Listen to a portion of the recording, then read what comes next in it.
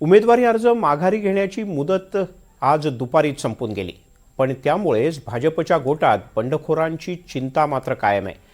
महाराष्ट्रात वेगवेगळ्या महानगरपालिकांचा विचार करता मुंबई, संभाजीनगर, नागपूर अशा विविध ठिकाणी काही बंडखोरांना शांत करण्यात भाजपला यश आलेलं नाही, तर आघाडीतल्या सुद्धा प्रमुख राजकीय पक्षांना काही ठिकाणी आपले बंडखोर पूर्णपणे शांत करता आलेले नाही। मुंबईत ठाकरे गटासमोर आणि मनसे समोर सुद्धा काही मतदारसंघात बंडखोरीचं आव्हान कायम आहे।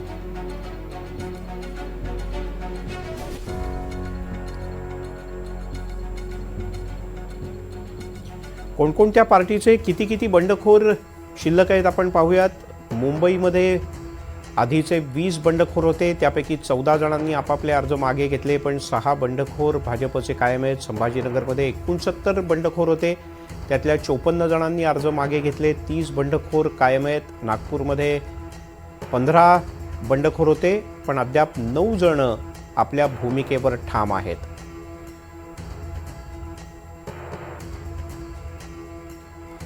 दिव्या ढोले त्यांनी आपला उमेदवारी अर्ज मागे घेतला। सायली कुलकर्णी, आपण वॉर्ड क्रमांक 60, 173, 205, 177 आणि 180 मधली ही स्थिती पाहतो आहोत।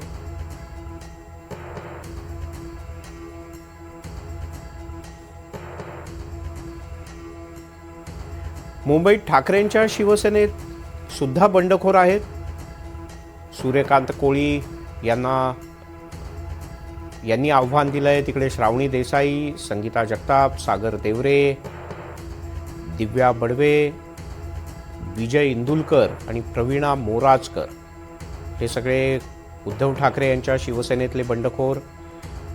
तर शिंदेंना मात्र बऱ्यापैकी बंडखोरांना शमवण्यात यश आलं। रत्ना महाले, रोहिणी खंडाळे, सरसू सेपुरी आणि निकिता घडशी या सगळ्यांनी एकनाथ शिंदे यांच्या या 4 बंडखोरांनी आपले अर्ज मागे घेतले।